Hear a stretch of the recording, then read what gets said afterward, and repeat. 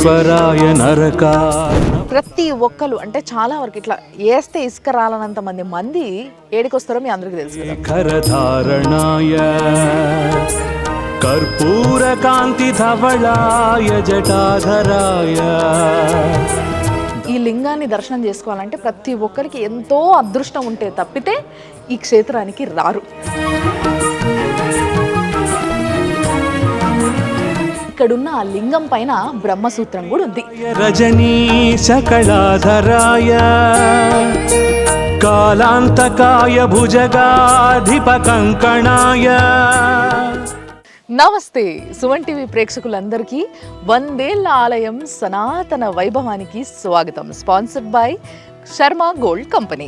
సుమన్ టీవీలో మీ personal and business promotions కోసం కింది నెంబర్కి కాంటాక్ట్ చేయండి. అయితే ముందుగాల చూస్తున్న మీ అందరికీ కూడా ఈ శివరాత్రి సందర్భంగా శివరాత్రి శుభాకాంక్షలు. మరి ఈ పండగ మీ అందరికీ ఎంతో మంచి చేయాలని మనస్ఫూర్తి కోరుకుంటూ మీ అందరికీ ఈరోజు ఆ శివుణ్ణి చూపిద్దామని చెప్పి నేను ఒక జాగాలకు వచ్చిన. అంటే బేసిక్గా మనకి ఈ చుట్టుపక్కల ఎన్ని శివాలయాలు ఉన్నా కానీ ఎంత వైభవం ఉన్న గుళ్ళు ఉన్నప్పటికీ ప్రతి ఒక్కరు అంటే చాలా వరకు ఇట్లా వేస్తే ఇసుక రాలనంత మంది ఏడికొస్తారో మీ అందరికీ తెలుసు కదా. అంటే మనకు హైదరాబాద్కి దగ్గర ఉన్నది కీసరగుట్ట కాబట్టి ఆ శ్రీ రామలింగేశ్వర స్వామిని దర్శనం చేసుకునేటందుకు కీసరగుట్టకి ఎంతోమంది వస్తూ ఉంటారు ఈరోజు. అందుకోసమే నేను కూడా ఇక్కడికి వచ్చి ఇక్కడ ఏర్పాట్లు ఎట్లున్నాయి, మరి ఆ శివుడి వైభవం ఏంది, అసలు పూజలు ఎట్లా జరుగుతున్నాయి, ఏం కథ, ఇక్కడ స్టోరీ అంతా కూడా. అంటే చాలామందికి కీసరగుట్ట అనగానే చిన్న ఉన్నప్పటి నుంచి కూడా కీసరగుట్ట పోదాము అనగానే రెడీ అయిపోతుండే తప్పితే కీసరగుట్ట ఎట్లా వెలిసింది, దీని స్టోరీ ఏంది, ఆ చరిత్ర ఏంది, ఇదంతా తెలియదు కదా. సో అదంతా కూడా నేను ఇప్పుడు చెప్పబోతున్నాను అనమాట. సో ముందు ఆ రామలింగేశ్వర స్వామిని దర్శనం చేసుకుందాము, పైకి పోదాము, ఎట్లెట్లా డెవలప్ అయింది ఈ మధ్య కీసరగుట్ట రాను వాళ్ళకి అందరి కోసం చూపిస్తాను నేను. చూడండి, ఏ శివుడిది ఉన్నా కానీ డిఫరెంట్ శివుడి గుళ్ళకు పోతున్నాం కాబట్టి కీసరగుట్టకు రాక చాలా రోజులైంది. కానీ కీసరగుట్ట మస్తు డెవలప్ అయింది తెలుసా. నేను చిన్న ఉన్నప్పుడు చూసిన దానికి ఇప్పటికి చాలా ఫరక్ ఉన్నది. మొత్తం రంగులేసి మస్తు జిగేలుగా మెరిసేటట్టు పెట్టిండ్రు. మళ్ళా ఇంకోటి ఏంటంటే ఇంతకుముందు ఇట్లా కిందికెళ్ళి మెట్లు లేకుండే, కానీ ఇప్పుడు భక్తుల కోసం కింది నుంచే దర్శనానికి పెద్ద దారులు, అంటే పెద్ద లైన్లు. సో ఆ లైన్లలో నిలబడి అసలు గింత కూడా మెస్లనియకుండా జాగానే ఉండదు, అట్లుంటుంది అన్నట్టు. సో అందుకోసమే నేను కొంచెం ముందుకు వచ్చేసి మీకు ఈడ ఏర్పాట్లు ఎట్లున్నాయి, ఈ శివరాత్రికి మీరందరూ ఈడికి వచ్చేటట్టయితే మీరు ఎట్లా దర్శనం చేసుకోవచ్చు, ఇవన్నీ ముచ్చట్లు చూపిస్తున్నాం. అయితే ఈ గుడి గురించి 17వ శతాబ్దంలోనే ఎప్పుడైతే కుతుబ్ షాహీ తానీషా రాజు ఉండేనో ఆయన దగ్గర, మీకు అందరికీ తెలుసు కదా ఈ స్టోరీ అంతా తెలుసు, అక్కన్న మాదన్న అని వీళ్ళిద్దరూ మహామంత్రులు ఉండేటోళ్ళు ఆ రాజు దగ్గర. ఎవరు? తానీషా రాజు దగ్గర. సో వాళ్ళు అప్పట్లోనే ఇక్కడున్న ఈ శివుడి ఆలయాన్ని దర్శనం చేసుకునేటందుకు వచ్చిర్రట. వచ్చినప్పుడు చూసి అరే ఇక్కడ శివుడు ఉన్నాడు, శివుడితో పాటు విష్ణుమూర్తి కూడా ఉంటే బాగుంటుంది కదా, సో హరిహర క్షేత్రంగా దీన్ని మారిస్తే చాలా బాగుంటుంది అని ఒక మంచి ఆలోచన వచ్చి హరిహర క్షేత్రంగా దీన్ని మార్చేది ఒక పని పెట్టుకుందామని చెప్పేసి మంచిగా వాళ్ళు సంకల్పించారంట. సో అట్లా సంకల్పించడం వల్ల వాళ్ళు తర్వాత ఏం చేశారంటే రాజుది అడ్వైస్ అడిగి ఆయన పర్మిషన్ తీసుకొని వచ్చి లక్ష్మీ నరసింహస్వామిని కూడా ఇక్కడ ప్రతిష్ఠించారు. సో అట్లా ఇది హరిహర క్షేత్రంగా వెలిసింది అన్నట్టు ఈరోజు. అందుకోసమే ఎలాంటి స్పెషల్ పండగలున్నా ఇట్లా ముఖ్యంగా శివరాత్రి అప్పుడు కానీ, లేకపోతే మాఘమాసంలా, కార్తీక మాసంలా, శ్రావణ మాసంలా, ఏ మాసం అయినా సరే ఇటు విష్ణుమూర్తి అటు శివుడు ఇద్దరు ఇక్కడనే ఉన్నారు కాబట్టి వాళ్ళిద్దరిని ఈయనే దర్శనం చేసుకోవచ్చు అని చాలామంది భక్తులు వస్తూ ఉంటారు. అయితే ఇప్పుడు మీరు చూస్తున్న ఈ దారి ఉన్నది కదా, అక్కడ పాత మెట్లు ఉన్నాయి. అవి పాత మెట్లు ఎప్పటి నుంచో ఉన్నాయి గుడికి. సో వాటన్నిటికీ రంగేసిర్రు. బట్ ఇది మాత్రం కొంచెం తర్వాత కట్టిర్రు. ఈ మెట్లని తర్వాత గ్రనైట్ వేసి కట్టిర్రు. లేకుంటే ఇట్లా స్ట్రైట్గా గుడికి దారి లేకుండే ఇట్లా మొత్తం చుట్టూ తిరిగి కొండెక్కి ఆ పైన పోయేటోళ్ళం. ఫుల్గా కోతులు ఉండేటివి. మొత్తం మీద ఈ గుట్టనెక్కి పైకి వచ్చేసిన. అయితే ఇక్కడ మొత్తం కూడా మంచిగా దారి, ఈ పైన కూడా ఎండకి జనాలు తట్టుకునేటట్టుగా కొంచెం అంతా కూడా ఇట్లా షెల్టర్ వేసిండ్రు. అండ్ ఇప్పుడు ఎట్లాగో జాతర అయితే శివరాత్రికి, అందుకోసం మొత్తం పాకలు వేసిర్రు, మొత్తం దుకాణాలు పెట్టేటందుకు అట్లా. అండ్ ఇప్పుడు ఫైనల్లీ చూసారు కదా ఎదురుగున్న ఇట్లా గర్భగుడికి స్ట్రైట్గా బయట నిలబడ్డా నేను. మరి శివుడిని చూసే సమయం ఆసన్నమైనది, చూద్దాం పాండ్రి. అట్లనే ఈ శివుడు ఎట్లా వెలిసిండు, అసలు ఈ శివుడి యొక్క స్టోరీ ఏంది అనేది నేను చెప్తా. కీసరగుట్ట అనే పేరు ఎట్లా వచ్చిందో కూడా చెప్తా, రండి.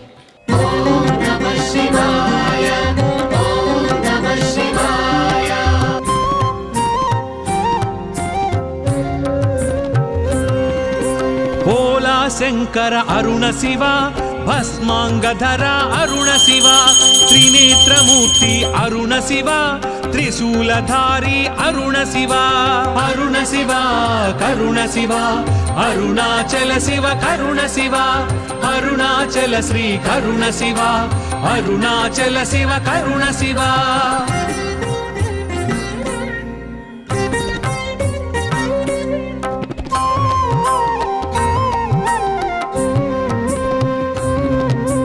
రత్న సామశర అరుణ అసలు మస్తు తయారైస్తారు తెలుసా. అసలు శివరాత్రి అనగానే మస్తు పుట్లు జనం వస్తారు. నందీశ్వరుడు. సో నేను ఎప్పుడు చెప్తా ఉంటాను కదా, శివాలయాలకు పోయినప్పుడు నంది పెద్దగా ఉన్నది అని అంటే అది చాలా పాత గుడి అని అర్థమని. నందీశ్వరుడికి ఇట్లా గేట్ పెట్టారు కదా, ఈ గేటు బయట మొత్తం అన్నీ ముడుపులు కట్టి పెట్టిర్రు రెడ్ బట్టలతోని. అంటే చాలామంది ఇక్కడ శివయ్యను మస్తుగా కోరికలు కోరుకుంటారు కదా, నాకు ఇది తీరాలి, నాకు అది తీరాలి, నేను పాస్ కావాలి, నేను ఇల్లు కట్టుకోవాలి, నేను పెళ్లి చేయాలి, నేను పిల్లల్ని కనాలి. సో ఇట్లా మనుషులకు అందరికి ఉండే కోరికలే. సో ఆ కోరికల పైన ఇట్లా అన్నీ కూడా ముడుపులు కట్టిర్రు అనమాట. అవన్నీ ఆ దేవుడు తీరుస్తాడు. ఎస్, తప్పకుండా ఇక్కడ కట్టిన వాళ్ళందరి కోరికలు కూడా తీరాలనే మొక్కుందాం మనం మొక్కులతో పాటు. ఇంకో ఆంజనేయ స్వామి వచ్చిండు. నందీశ్వరుడికి ముందు ఈడ ధ్వజస్తంభం ఉంది. ఇగో ఇది ఎందుకు కట్టారు మీకు తెలుసు కదా, మనం కార్తీక మాసంలో వచ్చినప్పుడు ఒత్తులు కాల్చుకోవచ్చు ఇక్కడ మంచిగా. ధ్వజస్తంభం దగ్గర ఒకటి పెద్ద లింగము, ఒకటి చిన్న శివయ్య లింగము పెట్టిండ్రు. అంటే ఇక్కడ ప్రతిష్ఠించిండ్రు, భక్తులు ప్రతిష్ఠించినట్టున్నారు, లేదా ఎవరన్నా ఇట్లనే గుడి వాళ్ళు ప్రతిష్ఠించుంటారు. కానీ మీకు అందరూ తెలుసు కదా, శివుడి క్షేత్రం అంటే ఇక్కడ క్షేత్రపాలకుడు లెక్క కంపల్సరీ కాలభైరవ స్వామి, వీరభద్ర స్వామి ఉంటారు కదా. సో ఇక్కడ కాలభైరవ స్వామి ఉన్నాడు, వెరీ పవర్ఫుల్. త్రిదళం త్రిగుణాకారం త్రినేత్రం చ త్రియాయుధం త్రిజన్మ పాప సంహారం ఏకబిల్వం శివార్పణం త్రిశాకైర్బిల్వపత్రైశ్చ అశ్చిత్తై కోమలై శుభైః శివపూజాం కరిష్యామి ఏకబిల్వం శివార్పణం అఖండ బిల్వపత్రేణ పూజితే నందికేశ్వరే శుద్ధ్యంతి సర్వ పాపేభ్యః ఏకబిల్వం శివార్పణం. ఫైనల్లీ గుడి లోపలికి వచ్చేసిన. ఇక్కడనేమో వినాయకుడు పైన, వినాయకుడికి ఇటేమో కుమారస్వామి, అంటే అంతే కదా, ఆ శివయ్య పిల్లలు ఇద్దరు అటొకలు ఇటొకలు ఉన్నారు. అండ్ మధ్యలో ఇక్కడ స్పెషాలిటీ మీరు చూడాల్సింది ఒకటి ఏంటిది అని అంటే, సో ఇప్పుడు ఈ మధ్యలో చూస్తారు కదా, ఇది స్పెషల్ అన్నట్టు. ఎందుకు అని అంటే ఇప్పుడు మనము శివాలయంకి వచ్చినప్పుడు మనకి మామూలుగా శివుడు ఉంటాడు, అదే ఒకవేళ రాముడు గుడికి వస్తే రాముడు ఉంటాడు. కానీ ఇక్కడ శివుడు, రాముడు, ఆంజనేయ స్వామి, సీతమ్మ వీళ్ళందరూ ఉన్నారు అని అంటే ఆల్మోస్ట్ ఈ ఒక్క బొమ్మ స్టోరీ మొత్తం చెప్తుంది మనకి. ఇగో ఇడ రథం ఉన్నది, చూపిస్తారా అండి. మామూలుగా మనం ఏ గుడికన్నా పోతే రథం మనకి కలర్లు కనబడుతుంది, ఇక్కడ మాత్రం మంచిగా అసలు ఈ ఏమంటారు, ఈ కార్వింగ్ బాగుంది. సో దీంతో పాటు మామూలుగా శివయ్య కదా, మరి నంది మీద కదా ఆయన పోయేది, ఆయన సవారీ అంతా నంది మీద కాబట్టి ఈ నంది పైన ఉత్సవ విగ్రహాలను బ్రహ్మోత్సవాలప్పుడు మొత్తం ఈ రథం అంతా తిప్పుతారు అన్నట్టు.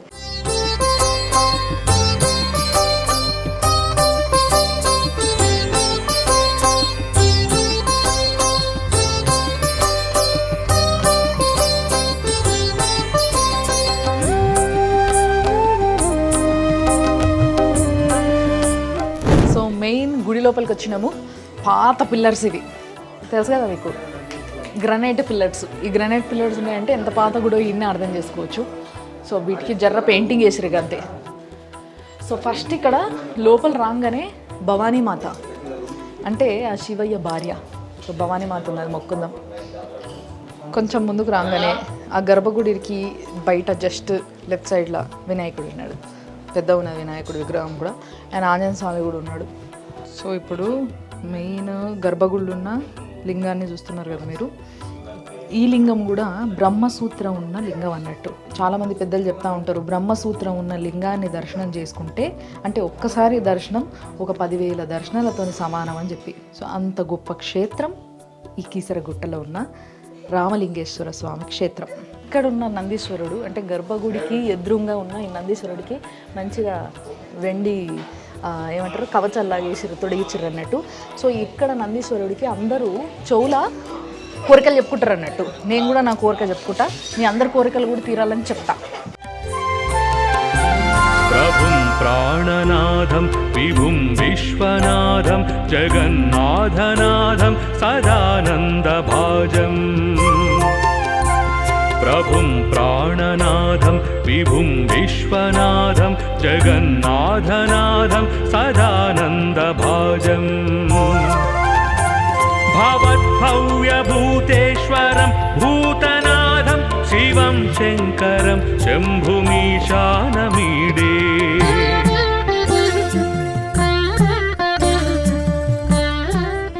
సో గర్భగుడికి బయట పెద్ద విగ్రహము కుమారస్వామిది. సో కుమారస్వామికి 2 భార్యలు, మీ అందరికీ తెలుసు కదా, శ్రీవల్లి, దేవసేన. సో దర్శనం చేసుకొని బయటికి పోతున్న దారిలో ఈడ శివదుర్గ అమ్మవారు ఉంది, అంటే దుర్గాదేవత. మరి ఆయన భార్య కాబట్టి ఇక్కడ లోపల మనందరికీ దర్శనం ఇస్తుంది. అండ్ ఏదైతే శ్రీచక్రం ఉంటుందో అది పెట్టి పూజ చేస్తారు కింద. సో ఇక్కడ అమ్మవారిని కూడా చాలా మంది చాలా భక్తిగా మొక్కుంటారు, అన్ని కోరికలు తీరుతాయని నమ్ముతారు. మరి కీసరగుట్ట ఆ శివయ్యకు ముఖ్యంగా దగ్గరుండి ప్రతిరోజు అన్ని పూజలు చేసే ప్రధాన అర్చకులు అంటే మెయిన్ పంతులు అన్నట్టు. మరి ఆయన్నే రవిశర్మ గారు నా ముందున్నారు. నమస్తే సార్, బాగున్నారా? ఆ శివయ్య పూజలు చేసుకుంటా మంచిగా చల్లగుంటారు ఇల్లు.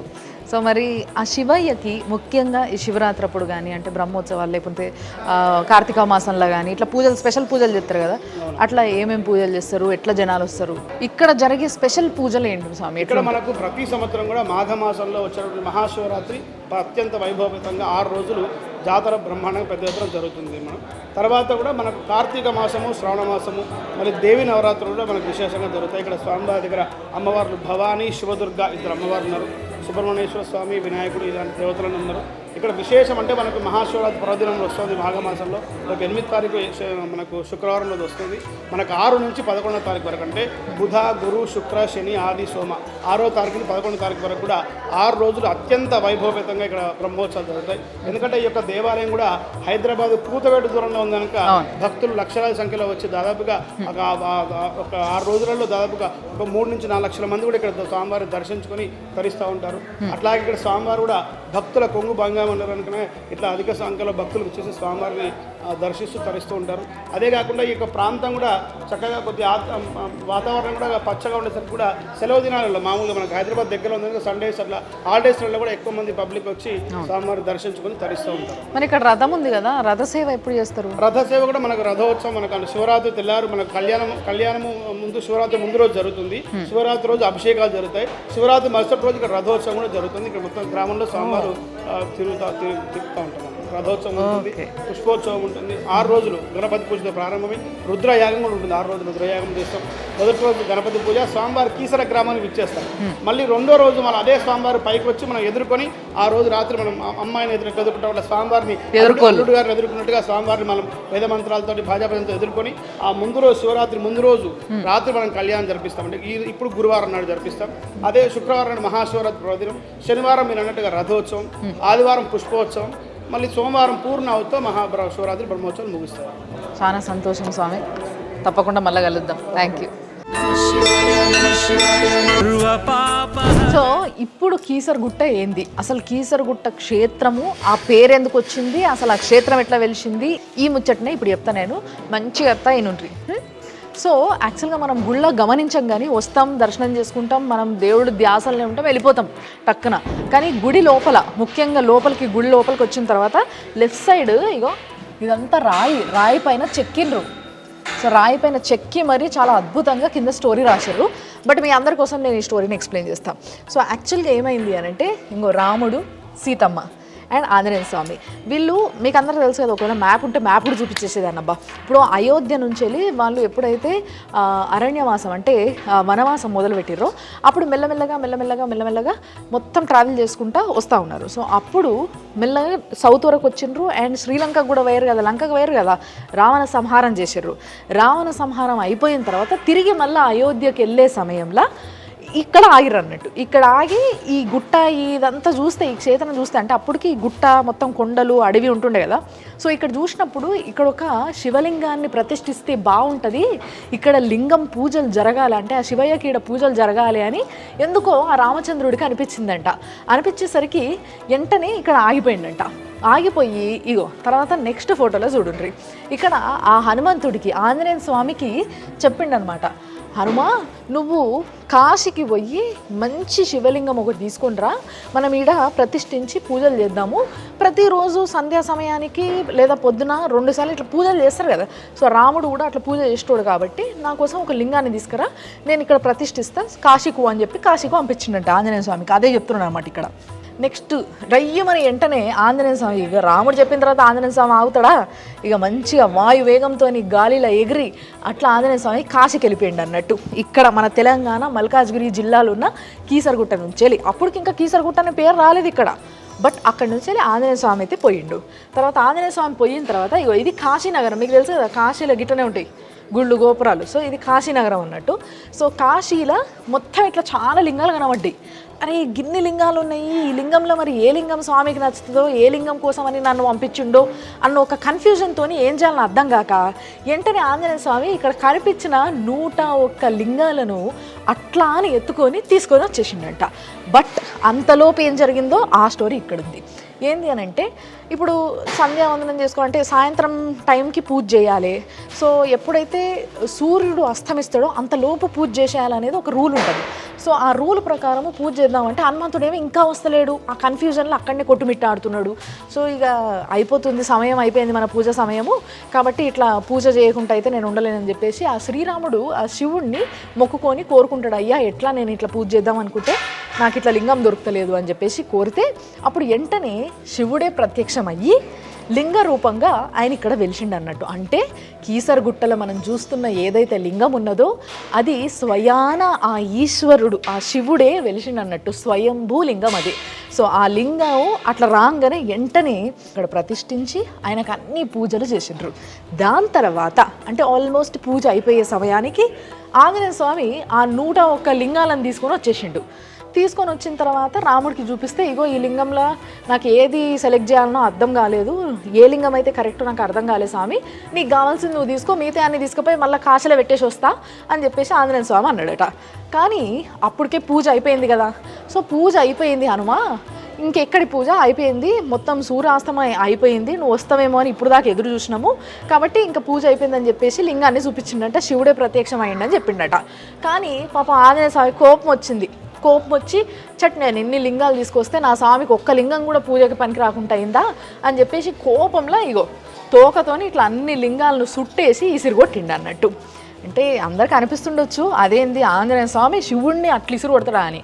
ఆంజనేయ స్వామి అంటే శివుడే, శివుడు అంటే ఆంజనేయ స్వామి, ఆయన్నే ఇసురు కొట్టుకున్నాడు అబ్బా అంతే.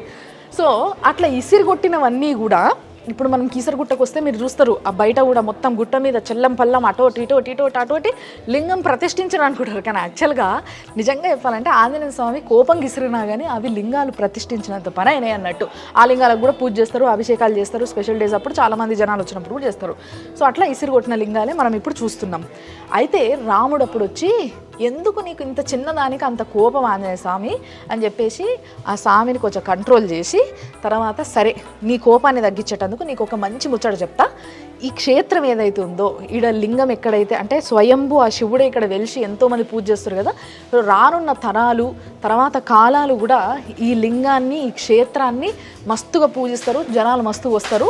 అప్పుడు ఈ క్షేత్రాన్ని జనాలు కేసరి గిరి అని పిలుస్తారు. అంటే కేసరి అంటే తెలుసు కదా మీ అందరికీ, ఆంజనేయ స్వామి ఇంకో పేరు కేసరి పుత్రుడు అంటారు కదా.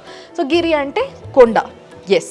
సో కేసరి గిరి అనే పేరు అట్లా వచ్చింది. కానీ వాడుక భాషలో రానున్న రోజులలో మెల్లమెల్లగా అది కీసరి గుట్ట అయిపోయింది అన్నట్టు, మనకి తగ్గట్టుగా చెప్పుకున్నాం. దాని తర్వాత ఆయన కోపం సల్లారి ఆ శివుడిని ఇట్లా మొక్కి, సో ఆయన కూడా శివుడి దర్శనం చేసుకొని ఇక్కడి నుంచి అయోధ్యకి బయలుదేరిండ్రు రాముడు, సీత అండ్ ఆంజనేయ స్వామి కూడా. సో అది ముచ్చట.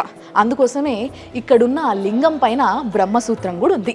సో మీ అందరికీ ఈ లింగాన్ని దర్శనం చేసుకోవాలంటే ప్రతి ఒక్కరికి ఎంతో అదృష్టం ఉంటే తప్పితే ఈ క్షేత్రానికి రారు.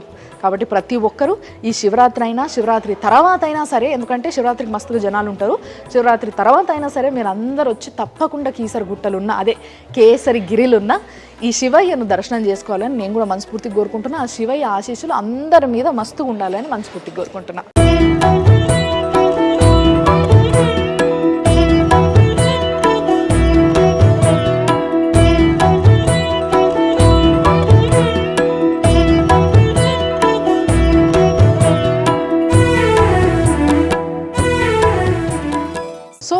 నేను స్టార్టింగ్లో మెట్లెక్కేటప్పుడు మీకు ముచ్చట చెప్పిన యాదున్నదా, లక్ష్మీ నరసింహస్వామిని ఇక్కడ ప్రతిష్ఠించారని ఫస్ట్ స్టార్టింగ్లో చెప్పినా కదా.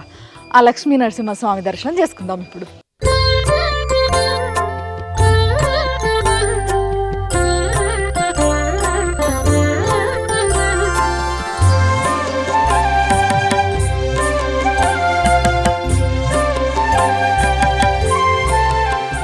ఇక్కడ లక్ష్మీ నరసింహస్వామి ఉన్నాడు, లక్ష్మీ సమేత నరసింహస్వామి. ఇక్కడ శివ పంచాయతనము. శివ పంచాయతనం అంటే 5 ఉంటారు. అంబికాదేవి, విష్ణుమూర్తి, సూర్య భగవానుడు, విఘ్నేశ్వరుడు. దాంట్లో అర్ధనారీశ్వర స్వామి. ఓకే, అంటే స్పెషాలిటీ ఏంది ఇక్కడ? స్పెషాలిటీ అంటే శివ పంచాయతనం అంటే పంచాయతనం అనేది 5 ఉంటే పంచాయతనం ఉంటారు. దాంట్లో శివుడు మధ్యలో ఉంది కాబట్టి శివ పంచాయతనం. విష్ణుమూర్తి మధ్యలో ఉంటే విష్ణు పంచాయతనం ఉంది. అమ్మవారి మధ్యలో ఉంటే లలిత పంచాయతనం ఉంది. పంచాయతనం అంటే సకల కోటి దేవతలు మొత్తం ఇక్కడ ఉంటారు. ఓకే, ఇప్పుడు ఇటు సైడ్ గంధం పెట్టిన సైడ్ ఏమో అమ్మవారు ఉంటుందంట, అంటే లింగం కడిగిన తర్వాత కూడా వైట్ కలర్లో ఉంటుంది. ఇటు ఎటైతే విభూది పెట్టిర్రో ఆ విభూది సైడు ఆ శివుడు ఉంటాడు అన్నట్టు, అంటే అది బ్లాక్ ఉంటుంది అన్నట్టు. లింగం సగం హాఫ్ అన్నట్టు ఇట్లా బ్లాక్ అండ్ వైట్ ఉంటుంది మొత్తము. ఇప్పుడు ఆడ కనిపిస్తున్న ఆ బొట్టు, ఆ విభూది, గంధము 2 మొత్తం కడిగేసిన తర్వాత కూడా గిట్లా ఇది అమ్మవారు అన్నట్టు, అందుకోసమే తెల్లగా ఉన్నది. ఇటు అయ్యవారు అన్నట్టు నల్లగా ఉన్నాడు, అర్ధనారీశ్వరులు. సో ఇక్కడ రాముడు, సీత, లక్ష్మణుడు, ఎదురుగా ఆంజనేయ స్వామి, అంతే కదా. రామలింగేశ్వర స్వామి దేవాలయం ఈరోజు ఈడికి వచ్చి మనం మొక్కుంటున్నాము. ఆ శివుణ్ణే అడిగి పిలిచి ఈడ ప్రతిష్ఠించిండు అని అంటే ఆ రామచంద్రుడే కదా. మరి ఆయనను కూడా ఇక్కడ మనం పూజించాలి కదా, అందుకోసమే ఆయనను కూడా ఇక్కడ ప్రతిష్ఠించారు.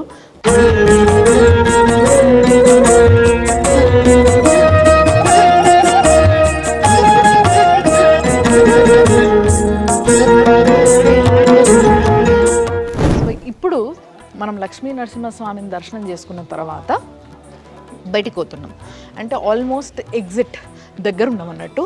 కానీ ఇక్కడ ఇంకొక అమ్మవారిని దర్శనం చేసుకోవాలి. ఆ అమ్మవారే నాగదేవత. ఎస్, చాలామందికి పిల్లలు లేని వాళ్ళకి, పెళ్ళిళ్ళు కాని వాళ్ళకి, ఏమన్నా నాగదోషాలు ఉన్నోళ్ళకి, అంటే కాలసర్ప దోషాలు ఇలాంటివి ఉన్నోళ్ళకి నాగ ప్రతిష్టలు ఇక్కడ చేపిస్తారంట.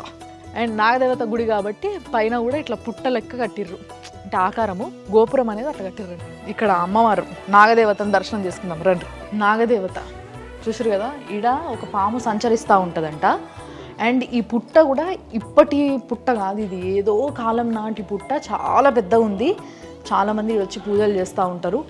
అండ్ అమ్మవారిని ఇక్కడ అంటే నాగదేవతని ఇక్కడ ప్రతిష్ఠిస్తూ ఉంటారు. ఎవరికన్నా పెద్ద పెద్ద నాగప్రతిష్ఠ అంటే అవసరమైన వాళ్ళు, జాతకపరంగా ఎవరికన్నా నాగప్రతిష్ఠలు అవసరం ఉంటుందో, పిల్లల కోసం, పెళ్ళిళ్ళ కోసము, లేకుంటే ఏమైనా దోషాలు ఉన్న వాళ్ళు కూడా ఇక్కడ ప్రతిష్ఠింప చేయించుకుంటారు అన్నట్టు.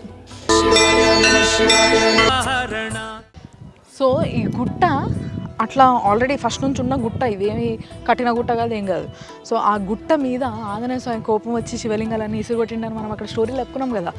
ఇవే అన్ని లింగాలు మొత్తం కలిపి 101 లింగాలు. ఇవన్నీ కూడా స్వయంగా ఆంజనేయ స్వామి ఆయన చేయితోని ఆయన కాశీనగరం నుంచి తీసుకొచ్చిన లింగాలు.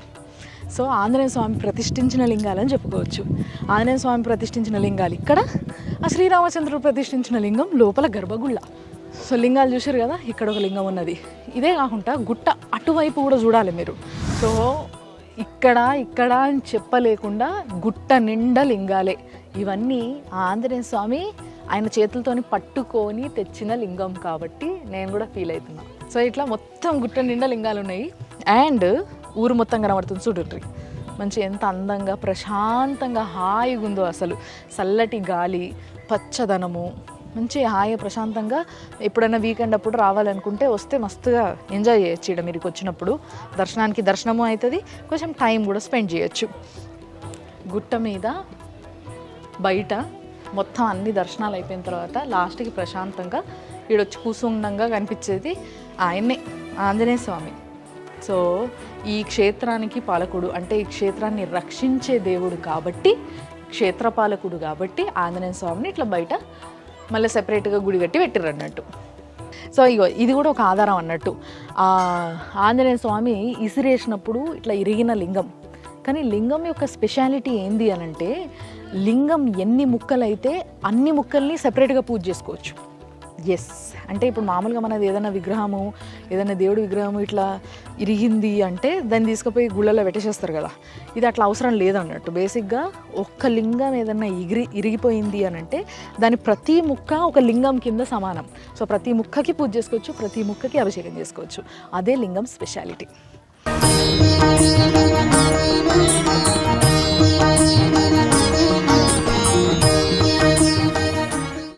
దగ్గర దగ్గర 50 ఫీట్లకు పైనే ఉంటుంది ఈ విగ్రహము, ఆంజనేయ స్వామి. సో అంటే కీసరగుట్టకి కొంచెం దూరం నుంచే ఈ విగ్రహం కనబడుతుంది అన్నట్టు. మెయిన్ క్షేత్రపాలకుడు ఈడనే. సో ఈయన వల్లనే ఈ గుట్ట పైన ఇన్ని లింగాలను దర్శించుకుంటున్నాం మనము. కాబట్టి ఆయనకి పెద్దపీట వేసిర్రు అన్నట్టు ఈడ. సో ఇంత పెద్ద విగ్రహము, పాపం ఆయన లింగాలను ఎసిరిండు కదా. సో అందుకోసమే దానికి చెల్లుగా ఎల్లవాడు ఎప్పుడు మొక్కుతూ ఉంటాడు ఆయన, ఆ శివుడికి. మనశ్శాంతి ఉంది. ఇంత దర్శనం చేసుకున్న తర్వాత కూడా మనశ్శాంతి దొరకదా చెప్పురు? ఇంత మనశ్శాంతి కోసం ఒక్క వీకెండ్ అంటే ఒక్కరోజు చాలా యాక్చువల్గా చెప్పాలంటే, వీకెండ్లో ఏదో ఒక్క రోజు మాత్రము మీరు జర్ర టైం తీసుకొని కీసరగుట్టకు వచ్చిర్రనుకో, మీకు కూడా ఈ మనశ్శాంతి దక్కుతుంది. అంతే కదా, స్వయంభూలింగం అది. ఆ శివుడే స్వయాన రామచంద్రుడికి ఇంకో నేను ఇక్కడ ఉన్నా నన్ను పూజించు అని చెప్పేసి ప్రతిష్ఠించమని చెప్పి ఎదురయ్యి ఈయన మన కోసం వెలిసిండు. సో కోట్లాది మంది భక్తులకు అంటే త్రేతాయుగం రాముడి దగ్గర నుంచి మొదలు పెడితే కోట్లాది మంది భక్తులకు దర్శనాలు ఇచ్చుకుంటా దేదీప్యమానంగా వెలిచిపోతున్నాడు ఆ శివయ్య, శ్రీ రామలింగేశ్వర స్వామి. ఎస్, సో మరి ఇది ఈ వారం మన శివరాత్రి స్పెషల్ 100 ఏళ్ల ఆలయం సనాతన వైభవం. చూసిండ్రు కదా, మళ్ళీ ఒక ఎపిసోడ్తోని తప్పకుండా కలుస్తే మీరు చూస్తూనే ఉండండి మన సుమన్ టీవీలా 100 ఏళ్ల ఆలయం సనాతన వైభవం, sponsored by Sharma gold company.